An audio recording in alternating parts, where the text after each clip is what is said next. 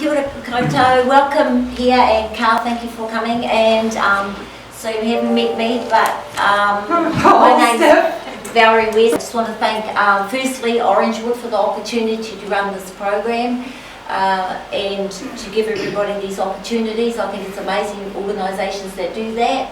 Also, secondly, I want to thank Sharon and Leanne for Aspire and all the work they do to put these programs together and to make it so much focused on the goals of Orangewood and linking it all together. But the main people that I really want to thank is all the participants here. Just amazing the input that you've put in. So many great ideas and knowledge that's in this room is absolutely amazing. And this is the presentations as part of linking this back to you and seeing where they can offer extra value to your organisation. So to start with, we have Ricky, Andrew and Preston. Hello everybody. Today Andrew, Preston and myself are going to be talking about accountability in the workplace. So meet Lee and Sarah. Hey Sarah, you know we're supposed to be wearing our safety glasses under the canopy, right? Yeah, I know. But the supervisor is with someone else and can't see me. Meet Lockie and Julie. Hey Lockie, you know we're only supposed to smoke during our breaks, eh? Yeah, I know, but I work hard enough and I deserve one now. Meet Liz and Sally. Hey Sally, you know we aren't supposed to eat in the pack house, right? Yeah, I know, but it's only chewing gum and it doesn't really matter. So everyone knows the rules, but why don't we follow them? Perhaps it's a lack of understanding, perhaps it's a lack of education, perhaps it's a lack of care, perhaps it's a lack of accountability. Lack of accountability. So what happens when there is a lack of accountability in the workplace? One person's delay becomes the team's delay. The culture of the workplace turns into a no big deal when things don't happen. It sends a message to the rest of the staff that lower standards are okay, and the team may begin to resent low performing employees and his or her manager because they have to shoulder more of the work for that teammate's deficiencies. So the bottom line is it can damage the team. What can we do to change? Here are some ideas. Set the standard, make things clear to people, can make an impact on how they perform in their role. Before staff commence work, make the standards clear. This will set the tone for the employment period. As well as making the standards clear, make the disciplinary actions clear as well. Let the people know that they must take their role seriously and that there are consequences. Let new employees know that no matter what their role, they are accountable in it. Understand, explain and retrain. When you see somebody breaking the rules or not performing to the expected level, do you get alongside them to understand why this is happening? Do all staff employed know why there is no food in the pack house? Do they understand what an allergen is? Have they thought about the repercussions of injuring themselves, not only for the company but for their home life? Do they understand why there are targets to meet? Once you have an understanding of why things are happening, education and training can be an option. Getting alongside someone may lead to a further understanding of what the individual may need. In some cases, this may seem confrontational. It doesn't have to be. Just remember to focus on performance, not the person. Assume that most people genuinely want to do a good job. Taking the time to explain these things can educate staff on the company's goals, objectives, and the general culture. This may make them feel more valued in the company and also perhaps make them feel more accountable in their role. Act now. ACT stands for Action Changes Things. Who are the main people that can change the culture at Orangewood? It's us. Permanent staff. We need to take action. If we make a pledge to the company and to ourselves, we can make a change. This is our pledge. I am responsible for taking action, asking questions, getting answers, and making decisions. I won't wait for someone to tell me. If I need to know, I am responsible for asking. I have no right to be offended that I didn't get this sooner. If I'm doing something others should know about, I'm responsible for telling them. So where to from here? As part of our presentation, we are asked to summarise with an action, take-home points or a message for the audience. We as a team are asked that you inspire others to make a change, set a positive example for your team and others around you, and use some ideas that we have put forward today. Set the standard, explain and retrain when team members need it, and take responsibility for yourself, for your own accountability. Accept responsibility for your actions, take accountability for your results, take ownership of your mistakes. Alright, so that's it from us. Thank you for listening.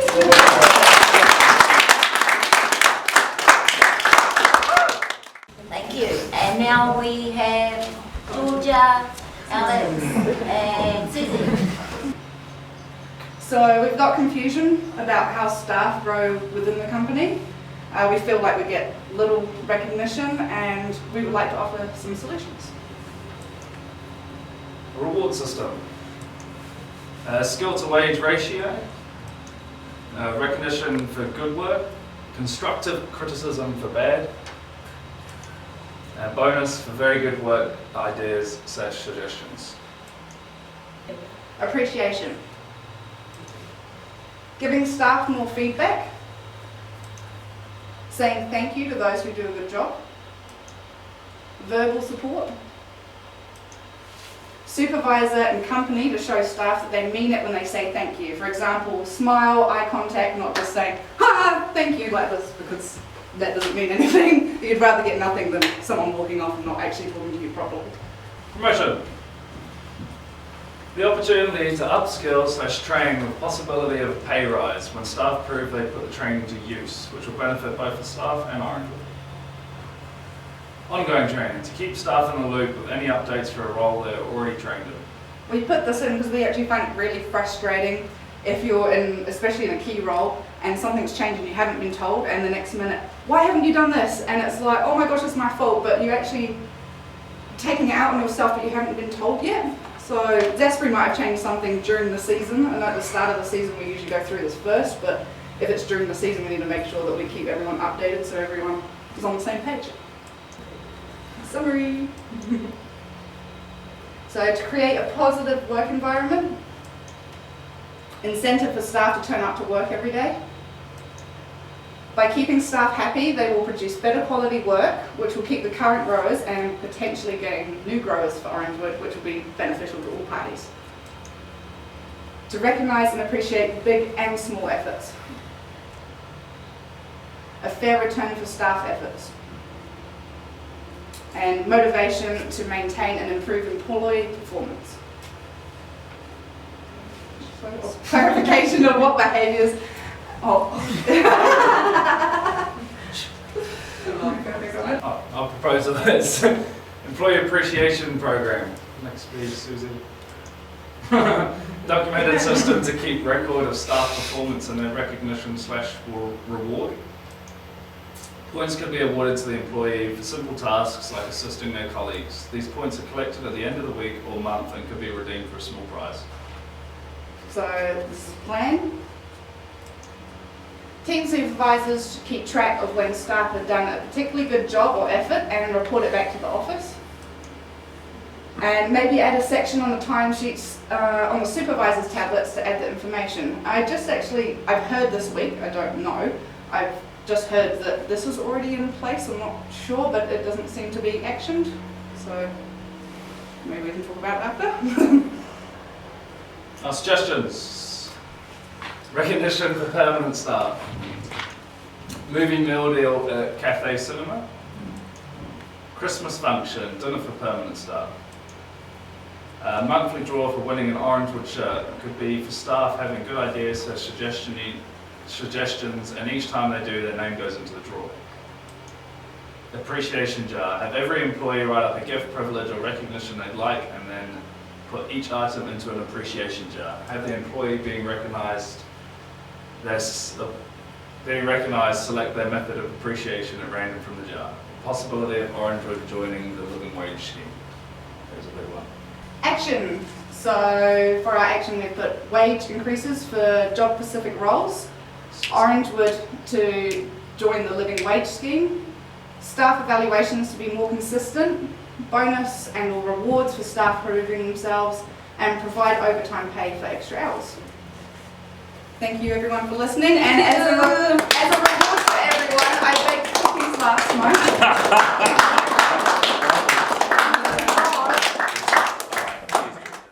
Thank you, team. And now we have Hayden and James. Afternoon everyone. So my name is James. I'm a position at Orangewood in the off-season, so I work here at Plant and Food, also in the orchard, and I do spray support with Alex. During harvest, I'm a tractor driver for a picking team and a soft rider operator. Bit of experience I've had in my life with tractors. I've done 8 years approximately farming, dairy farming, which is a lot of that was on tractors. You spread the ferds, mowing, harrowing, that sort of stuff, in downtime, and a lot of work on ATVs. I did approximately 2 years with the Pro Orchards with John Tyson, who you know. Tractor maintenance there and spraying.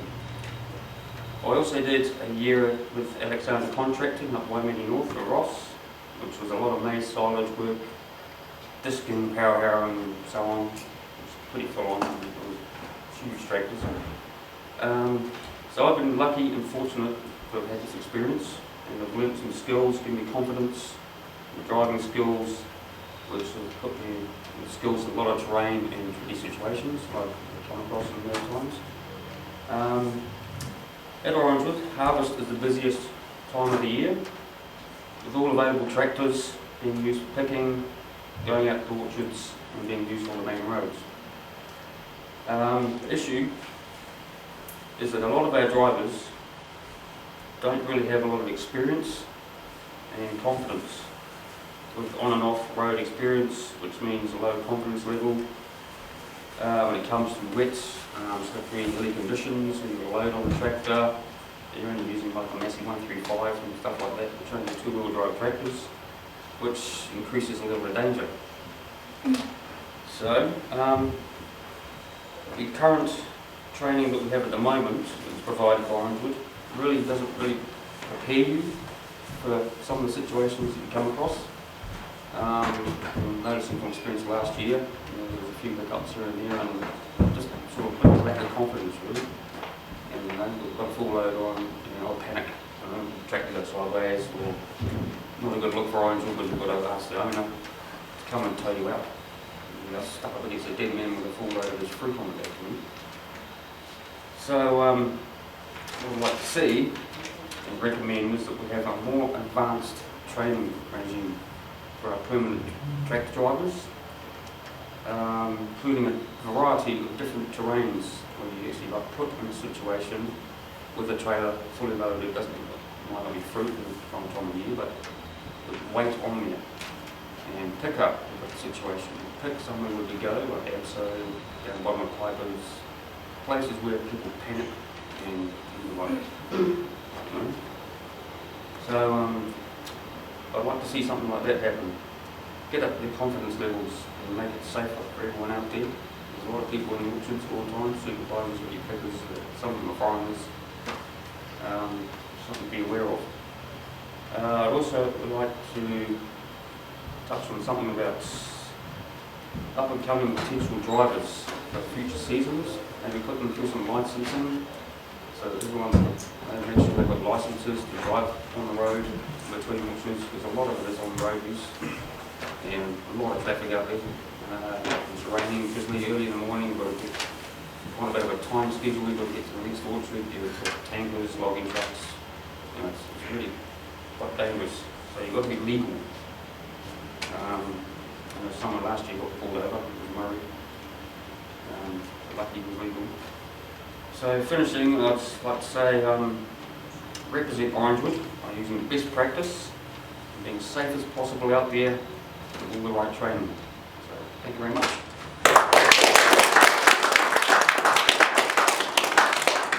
So mine are just short and sweet. Today I'm going to talk to you about health and safety on tractors. I think there should be a robust training plan. Drivers trained in simple health and safety. Drivers trained in knowing how to report any health and safety issues. Yeah, that was that. Personal protective equipment. They should be wearing their sunglasses always and wearing a high vis, have decent shoes, whether it be steel caps or just decent boots, earmuffs, but not during the picking, because you won't be able to hear the pickers. Driving to the conditions, be aware of your environment, drive slow and safely, whether that's driving through or to the bin dump. Don't let the pickers rush you saying hurry up, we want to dump our bins back in there. And be aware of all the pickers around you, of course. Regular safety checks. Take notes of any issues with the tractors or your gear, whether it be the trailers. Check your tractor over every morning before use would be good, and just check all your gear.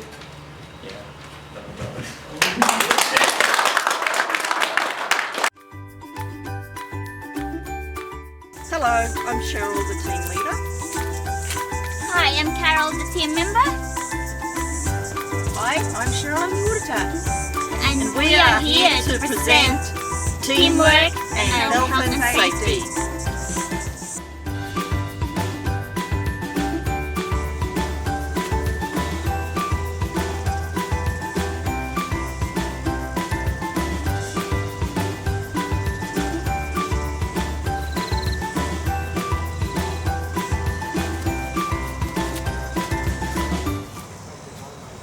Hey Carol, what are you doing?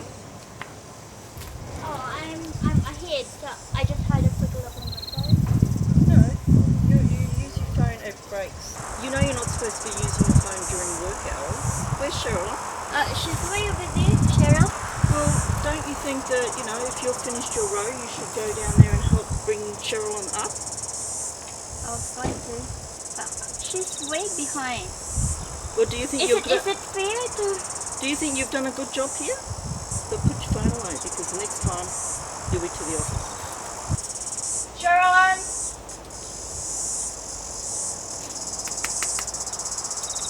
We're going to have a meeting about teamwork.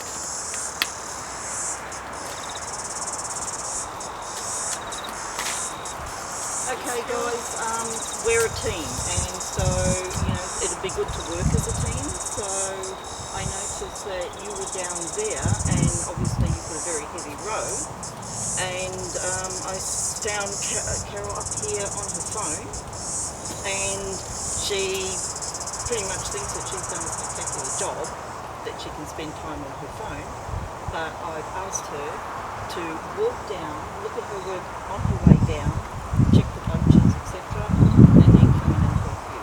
And as a team, we can get this done, but if we're going to have people slinking off and thinking that, they're better than everyone else and all that, this is not going to work. So, Carol will be down to help you. Carol, you have to keep working. You didn't come here to text. If you're ahead, then review your job. Maybe you missed a bunch. It doesn't mean that you're doing a good job if you're fast, If you're fast and you think you did a good job, then find somebody who needs help. We're a team here. Don't leave somebody struggling behind you. Did you guys hear the story of the turtle and the rabbit? Yes. But tell us your story, because maybe you have a different version. Okay, once upon a time, a turtle and a rabbit had an argument about who was faster. They decided to settle the argument with a race. The turtle and the rabbit both agreed on a route and started off the race. The rabbit shot ahead and went briskly for some time. Then, seeing that he was far ahead of the turtle, he thought he'd sit under a tree for some time and relax before continuing the race. He sat under a tree and soon fell asleep. The turtle, plodding on, overtook him and soon finished the race. He emerged as the undisputed champ. The rabbit woke up and realised that he'd lost the race. And the moral of the story is that slow and steady wins the race. This is the version of the story that we've all grown up with, but my version of the story continues. The rabbit was disappointed at losing the race, and he did some thinking. He realized that he lost the race only because he had been overconfident, careless, and lax. If he had not taken things for granted, there's no way the turtle could have beaten him. So he challenged the turtle to another race. The turtle agreed.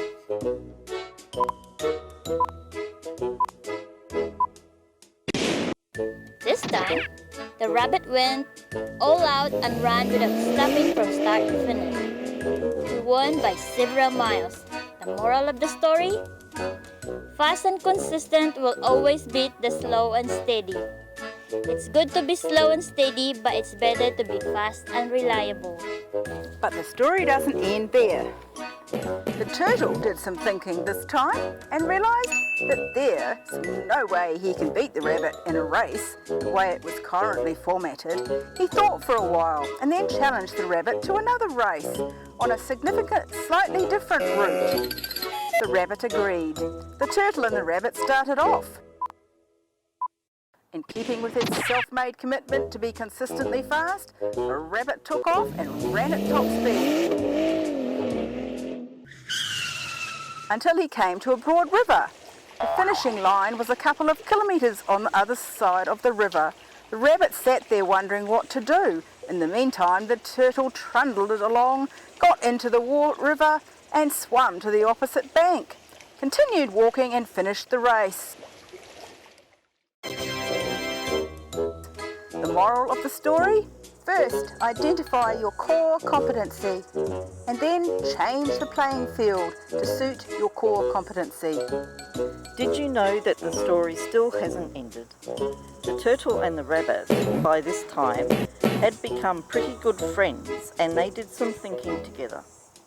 Both realised that the last race could have been run much better.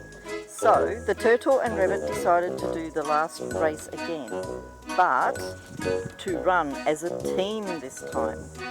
They started off, and this time the rabbit carried the turtle till the riverbank. There the turtle took over and swam across with the rabbit on his back. On the opposite bank, the rabbit again carried the turtle, and they reached the finish line together. Both the turtle and the rabbit felt a greater sense of satisfaction than they'd ever felt before. The moral of the story? It's good to be individually brilliant and to have a strong core competency. But unless you're able to work in a team and harness each other's core competencies, you'll always perform below par because there will always be situations at which you'll do poorly and someone else does well. Teamwork is mainly about situational leadership, letting the person with a relevant core competency for a situation take leadership. It is the combined action of a group, especially when effective and efficient.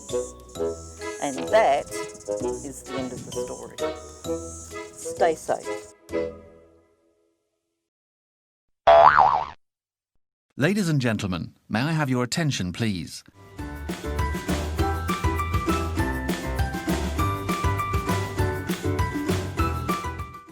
Good morning, Cheryl. Oh, hi. I'm here to do a glasses audit, and I observed your team over there, all wearing their safety glasses, but I'm afraid Carol in that bay behind you is not. Oh, Carol, can you just come over here for a moment? Yes, Cheryl. Oh, I'm so disappointed. After Smoko, everyone had their glasses on, and now we've just failed our audit because your glasses are on red. Oh, sorry. What happened? I forgot. I just saw something. I can't see it clearly, so I took off my glasses. I was planning to put it back.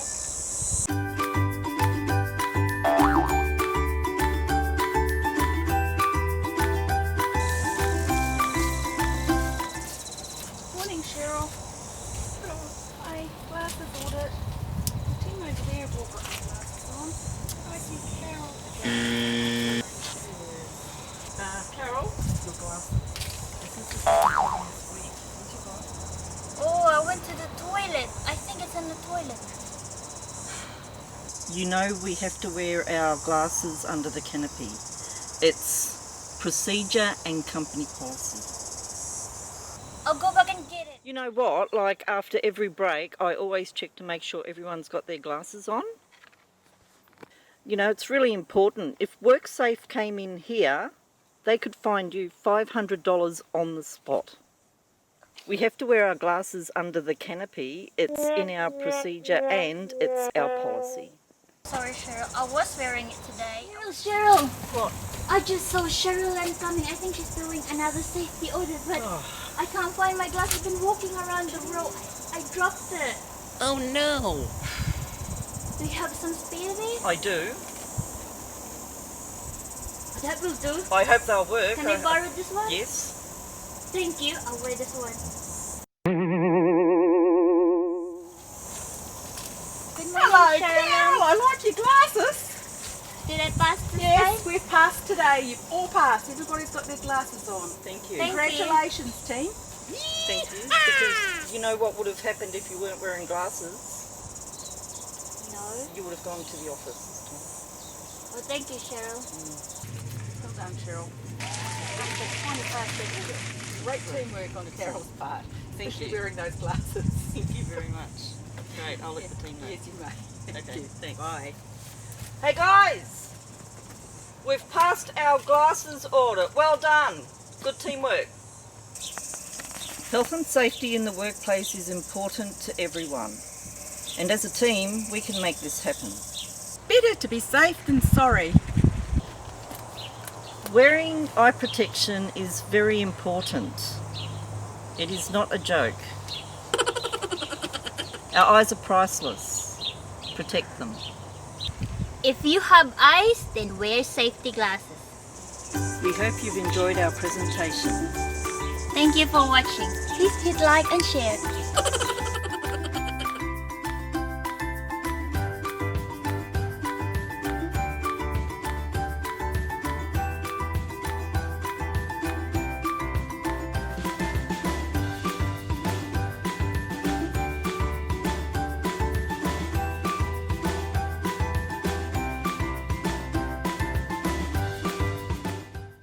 And now we have Gaylene.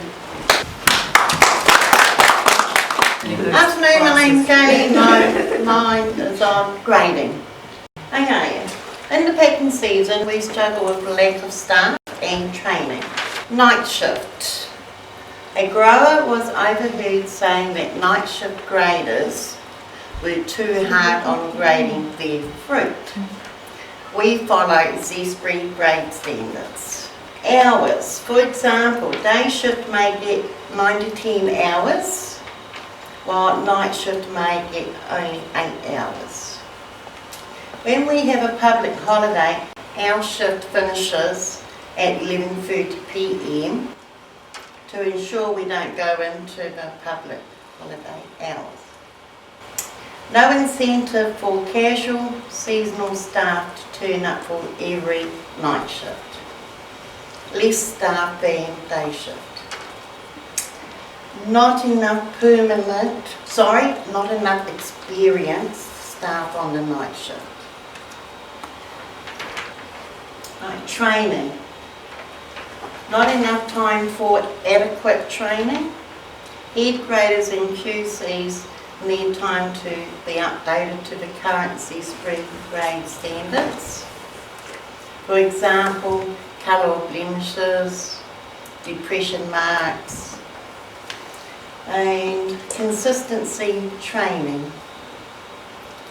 So, summary, we need to look after the night shift staff. For example, even out the hours between both shifts. With sufficient training prior to and during grading, it will prevent unnecessary repacks, fingers crossed, which will save the grower and the company money. Money, money, money. Action, give incentive for staff to turn up to night shift, offer seasonal workers a small pay rise, and experienced staff a bonus, which a bonus could be, 10 cents, 20 cents. Each year they come back. If every year they keep coming back, I think that would count as a bonus. And then it makes it easier on the training because I won't have to spend so much time training because I only have the same people. Bring graders into the shed 2 to 3 hours before starting, then run a dummy trial over the grading table because normally we get 45 minutes, so I think we need a bit longer, we need 2 to 3 hours at least. And ongoing consistency audits. And that's me, thank you. Got a ride break? I get that about 3 times a week. Got a ride break? No, I don't. Well, I didn't.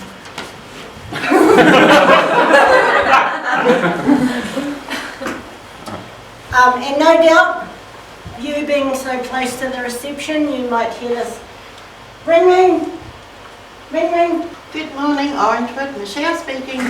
Notorious guy who doesn't come to work here. Oh, hello, Ricky. Oh, hi. I'm not coming in today, my ride's left and I'm stuck. Oh, I'll just enter that into the book. Okay, then thank you, bye. Right? You might have heard that from Michelle, and then maybe about 5 minutes later, ring ring, ring ring. Morning, Orangewood. Oh, grumpy fella who hates talking on the phone. Oh, hi. Yeah. Hi. Well, yeah, I'm not coming into work because I've got no gas. You might have heard that too. Okay, I'll report that going for you. Okay. Oh. Okay. Cheers. Thank you. Thank you. But if Orangewood had their own vans, for $20, say they had 2 vans, $20 a day with 12 people on those vans, that's like $240 a week. And then you go like a month, it'll be way more than that, 14.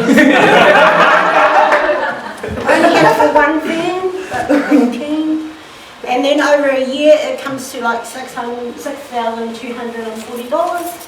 And then when you break that down, say this is for 1 van, 240 would go to gas, 240 would go to maintenance, and the other 240 would go as a payment for the van. And then over the whole year, that's the van 1 van paid for anyway. Pretty good. And the bonuses of having these vans, not so much for picking, but then you could all incorporate it into picking. You'd have 24 people at Mahi every day. And if they don't come into work, they're still paying their seat because we could chuck another bum on that seat. The other bonus is you could hire it out to the schools for school excursions. You could even hire it to Georgia for her special Olympic students. And the other one would be growers' dinner, because if you could put all the staff that go to those things in that van, plus you've got a sober driver, that's a bonus, a big bonus. Plus your staff are going to get home at the end of the night safe. And if you put Orangewood on the side of the van, Orangewood's name's getting out into the community. And we're kind of community whānau based, and people are going to see it and then they're going to think, hey, pretty mean, alright. And the thing is, like, when you go on your recruitment things, you can sell the van to them. We'll bring you to work, bros. Thank you.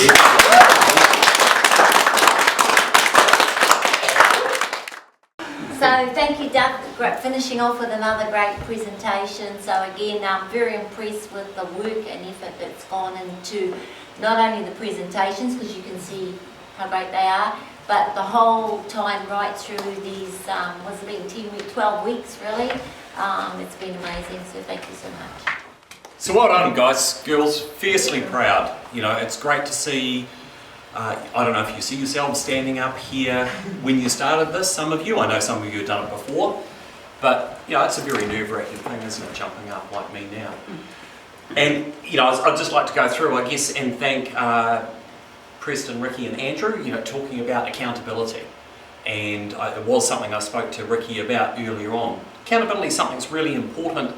I struggle sometimes personally to make people accountable for the reasons that are pointed out sometimes about, Daleen talked about training. So if we don't train people properly, it's hard to say, you know, crikey, young fellow, you know, what are you doing there? Oh, you didn't show me how to do it properly. So I sort of tend to stand back a little bit sometimes on accountability.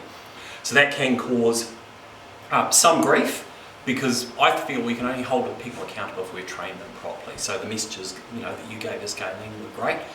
Alex and Georgia and Susie. Susie, so you talked about appreciation for workers and recognition and things like that. So we did as supervisors and managers, we did an appreciation course earlier on in the year, late last year, looking at different ways, because we found that people feel valued in different ways. So some people like movie tickets, James, but other people like quality time. So if somebody came and actually said, George, just show me what you're doing there, let me understand what the difficult parts of your work are and how I could make it easier for you. So we have looked at those types of opportunities.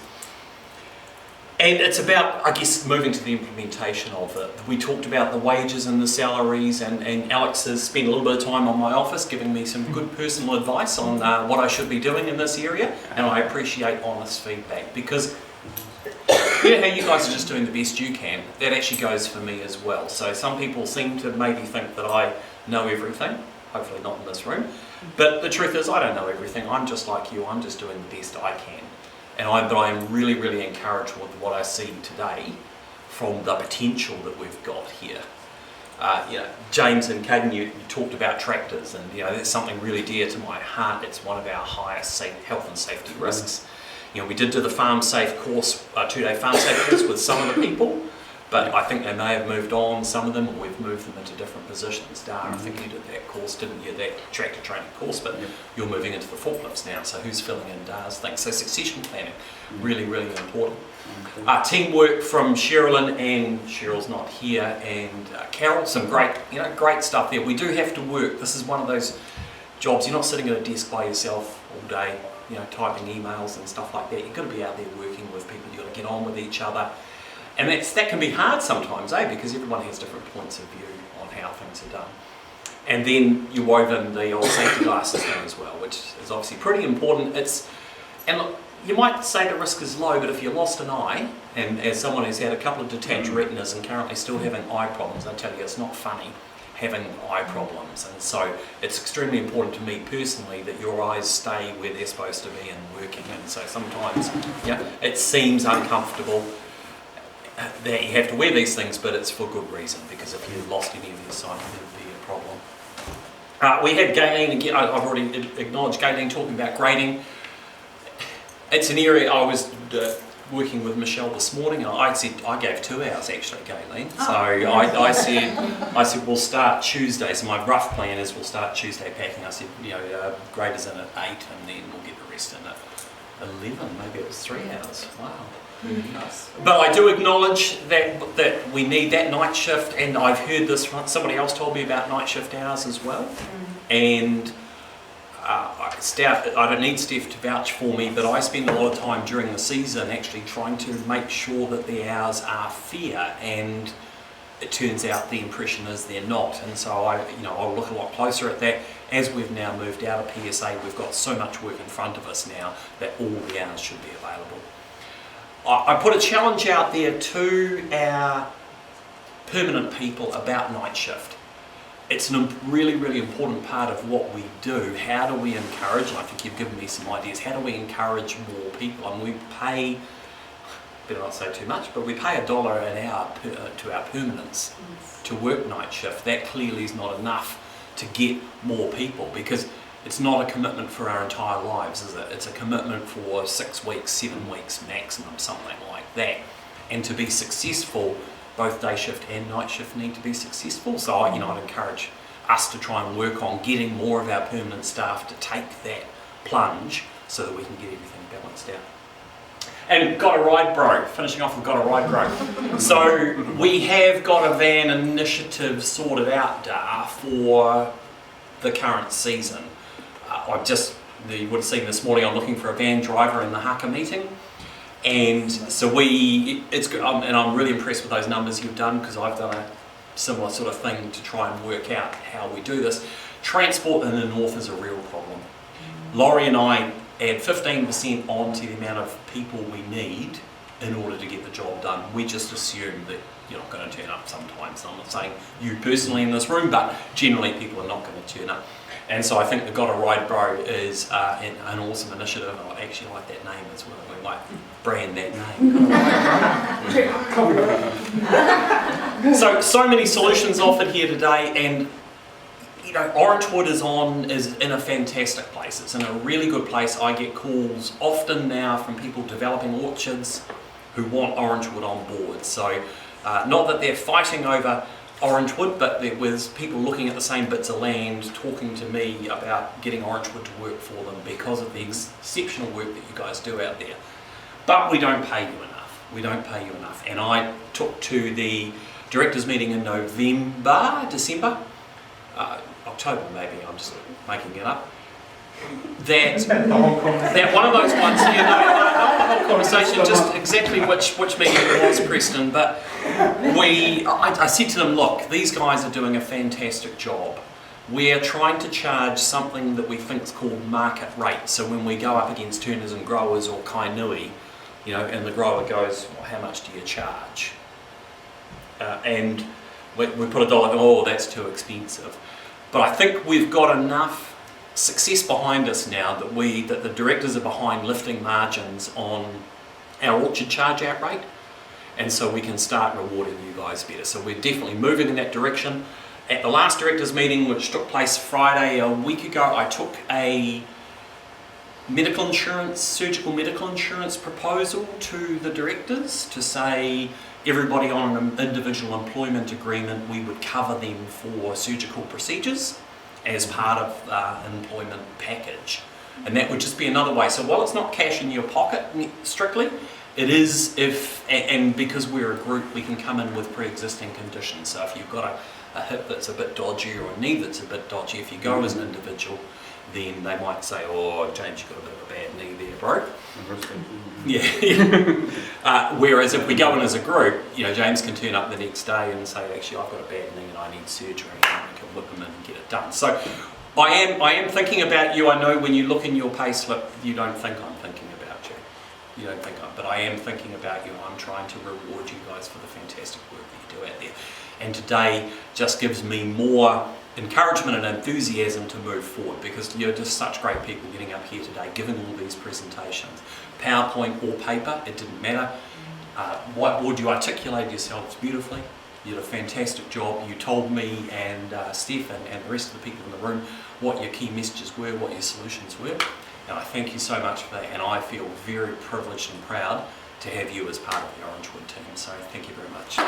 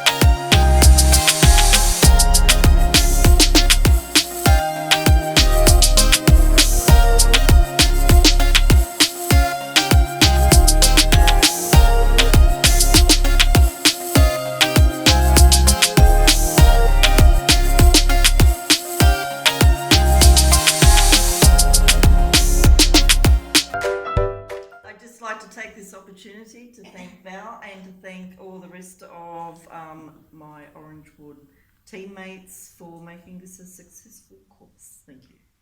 So now that the training's finished and we're walking away at the moment, now your new journey starts, and it's applying everything into your workplace and pay it forward to other staff that are coming in.